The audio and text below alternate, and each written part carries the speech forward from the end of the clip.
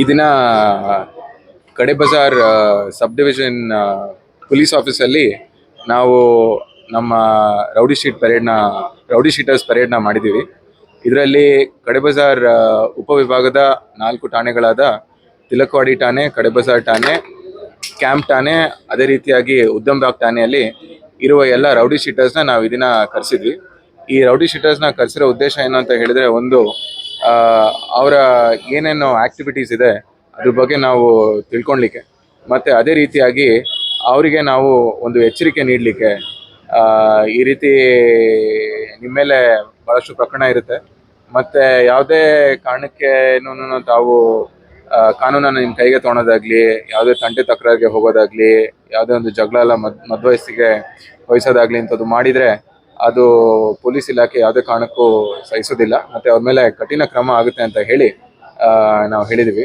ಈ ಸಮಯದಲ್ಲಿ ನಮ್ಮ ಕಡೆ ಬಜಾರ್ ಉಪವಿಭಾಗದ ACP ಆದಂಥ ಶೇಖರಪ್ಪ ಅವರು ಮತ್ತು 4 ಠಾಣೆಗಳ ಇನ್ಸ್ಪೆಕ್ಟರ್ಸು ಹಾಜರಿದ್ದು ಅದೆಲ್ಲ ಪರಿಶೀಲನೆ ಮಾಡಿ ಮತ್ತು ಅದು ಡೀಟೇಲ್ಸ್ ಎಲ್ಲ ನಾವು ಅಪ್ಡೇಟ್ ಮಾಡಿಕೊಂಡು ಕಾನೂನು ರೀತಿಯಲ್ಲಿ ನಮಗೆ ಯಾವ ರೀತಿ ಅವರು ಪರಿಪಾಲನೆ ಮಾಡಬೇಕು ಅಂತ ಹೇಳಿ ಅವರಿಗೆ ಸೂಕ್ತ ತಿಳುವಳಿಕೆ ನೀಡಲಾಗಿದೆ. ಈಗ ಆಲ್ರೆಡಿ ನಾವು ನಗರ ವ್ಯಾಪ್ತಿಯಲ್ಲಿ ಎಲ್ಲ ಸಬ್ ಡಿವಿಷನ್ಸಲ್ಲಿ ಮಾಡ್ತಿದ್ದೀವಿ. ಆಲ್ರೆಡಿ ನಾವು ರೂರಲ್ ಉಪವಿಭಾಗ ಮಾಡಿದ್ದೀವಿ, ಮತ್ತು ಈ ದಿನ ಕಡೆ ಬಜಾರ್ ವಿಭಾಗ ಮಾಡಿದ್ದೀವಿ, ಮತ್ತು ಇನ್ನು ಮುಂದುವರೆದಂತೆ ಮಾರ್ಕೆಟ್ ಕೂಡ ಮಾಡ್ತೀವಿ.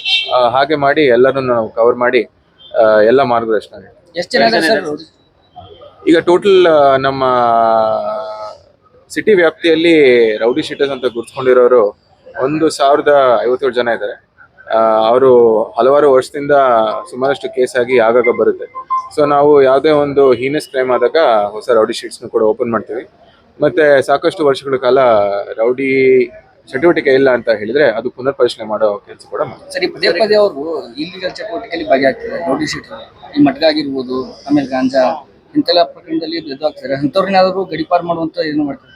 ನಾವು ಕಳೆದ 3 ವರ್ಷಗಳಲ್ಲಿ ಆಲ್ಮೋಸ್ಟ್ 40 ಗಡಿಪಾರು ಪ್ರಕರಣನ ದಾಖಲಿಸಿ 40 ಜನನ ನಾವು ಗಡಿಪಾರು ಮಾಡಿದ್ದೀವಿ. ಈ ವರ್ಷ ಕೂಡ ಕಡೆ ಬಜಾರ್ ಉಪವಿಭಾಗದಿಂದ 3 ಗಡಿಪಾರು ಪ್ರಸ್ತಾವನೆ ಕೂಡ ಸಲ್ಲಿಸಲಾಗಿದೆ. ಅದೇ ರೀತಿ ಬೇರೆ ಉಪವಿಭಾಗದಿಂದನೂ ಬರುತ್ತೆ. ಸೊ ಗಡಿಪಾರು ಮಾಡಲಿಕ್ಕೆ ಕಾನೂನು ಅಡಿಯಲ್ಲಿ ಒಂದಷ್ಟು ಕಂಡೀಷನ್ಸ್ ಇದೆ. ಆ ಕಂಡೀಷನ್ಸ್ನ ಫುಲ್ಫಿಲ್ ಮಾಡಿ ಕೋರ್ಟ್ ಹಿಯರಿಂಗ್ ಥರ ಮಾಡಬೇಕಾಗುತ್ತೆ. ಕೋರ್ಟ್ ಹಿಯರಿಂಗ್ ಮಾಡಿ ಕಂಡೀಷನ್ಸ್ ಫುಲ್ಫಿಲ್ ಆಗಿದ್ದ ಸಮಯದಲ್ಲಿ ನಾವು ಮಾಡ್ತೀವಿ. ಅದೇ ರೀತಿ ಯಾರು ರೌಡಿ ಶೀಟರ್ ಇದ್ದಾರೆ ಅವ್ರಿಗೆ ವರ್ಷ ನಾವು ಸೆಕ್ಯೂರಿಟಿ ಕೇಸಸ್ ಕೂಡ ದಾಖಲು ಮಾಡ್ತೀವಿ. ನಮ್ಮ ಹೊಸ ಕಾಯ್ದೆ ಪ್ರಕಾರ 126 ಅಂತ ಹೇಳಿ ಒಂದು ಸೆಕ್ಷನ್ ಇದೆ. ಅದರಲ್ಲಿ ಸೆಕ್ಯೂರಿಟಿ ಫಾರ್ ಗುಡ್ ಬಿಹೇವಿಯರ್ ಅಂದರೆ ಒಳ್ಳೆ ನಡತೆಗಾಗಿ ಅವರು ಒಂದು ಸೆಕ್ಯೂರಿಟಿ ಕೊಡಬೇಕಾಗುತ್ತೆ, ಮತ್ತು ಒಂದು ಬಾಂಡ್ ಸರ್ಕಾರಕ್ಕೆ ಕೊಡಬೇಕಾಗುತ್ತೆ. ಅದರಲ್ಲಿ ಒಂದು ಶ್ಯೂರಿಟಿ ಕೂಡ ಅವರು ಕೊಡಬೇಕಾಗುತ್ತೆ. ಒಂದು ವೇಳೆ ಅವರು ಒಂದು ಕ್ರಿಮಿನಲ್ ಪ್ರಕರಣ ಅಲ್ಲಿ ಭಾಗಿಯಾದರೆ ಆ ಶ್ಯೂರಿಟಿನೂ ಕೂಡ ನಾವು ವಜಾ ಮಾಡ್ಕೊತಿದ್ದೀವಿ. ನಾವು 1.5 ವರ್ಷದಿಂದ ಆಲ್ಮೋಸ್ಟ್ 17 ಶ್ಯೂರಿಟಿನ ಈ ಥರ ತೊಗೊಂಡಿದ್ದೀವಿ.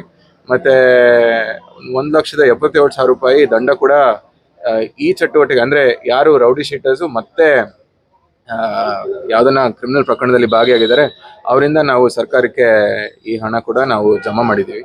ಅದೇ ರೀತಿ ಆದಲ್ಲಿ 2 ಗೂಂಡಾ ಆಕ್ಟ್ ಕೂಡ ನಾವು ಮಾಡಿದ್ದೀವಿ. ಅದರಲ್ಲಿ ಒಂದು ಗೂಂಡಾ ಆಕ್ಟ್ ರೀಸೆಂಟಾಗಿ ಮಾಡಿದ್ದೀವಿ. ಅದರಲ್ಲಿ ಒಬ್ಬ ವ್ಯಕ್ತಿ ಮೇಲೆ ಗೂಂಡಾ ಆಕ್ಟ್ ಅಪೀಲ್ ಕೂಡ ಆಗಿದೆ ಹೈಕೋರ್ಟಲ್ಲಿ. ಅವನು ಇನ್ನೂ ಬಳ್ಳಾರಿ ಜೈಲಲ್ಲಿ. ಸರಿ, ಕರವೇ ಕಾರ್ಯಕರ್ತ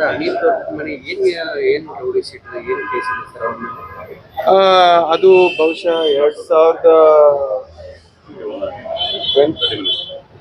ಒಂದು ಪ್ರಕರಣ ಆಗಿದೆ. ಆ ಪ್ರಕಾರ ಆ ಸಮಯದಲ್ಲಿ ರೌಡಿ ಶೀಟ್ ಓಪನ್ ಆಗಿದೆ.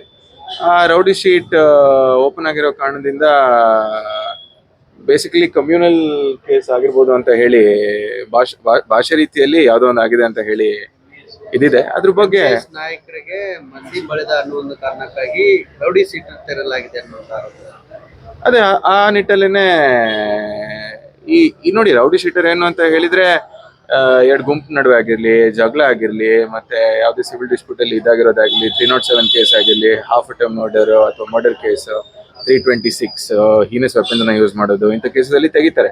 ಇದು ನಮ್ಮ ಇನ್ಸ್ಪೆಕ್ಟರ್ಸ್ ಮತ್ತೆ ACPs ಅವರ ಒಂದು ಥಿಂಕಿಂಗ್ ಅಲ್ಲಿ ಇವರು ನಮ್ಮ ಸಬ್ ಡಿವಿಷನ್ ಅಲ್ಲಿ ಇವ್ರ ಮೇಲೆ ನಾವು ಚೆಕ್ ಇಡಬೇಕು ಅನ್ನೋ ಒಂದು ರೀತಿಯಲ್ಲಿ, ಇವ್ರ ಬಗ್ಗೆ ನಾವು ತಿಳ್ಕೊಬೇಕು ಅನ್ನೋ ರೀತಿಯಲ್ಲಿ ಒಂದು ಇದರಿಂದ ಮಾಡ್ತಾರೆ. ಆ ನಿಟ್ಟಿನಲ್ಲಿ ನಾವು ಚೆಕ್ ಮಾಡ್ಕೊಂಡು ಹೋಗ್ತೀವಿ. ಅವರು ನಡತೆ ಮುಂದಿನ ದಿನಗಳಲ್ಲಿ ಚೆನ್ನಾಗಿದ್ದು 10 ವರ್ಷವರೆಗೂ ಯಾವುದೇ ಪ್ರಕರಣ ಇಲ್ಲ ಅಂತ ಹೇಳಿದ್ರೆ ಅದನ್ನು ಪುನಃ ಪರಿಶೀಲನೆ ಮಾಡ್ತಾರೆ. ಆಯ್ತು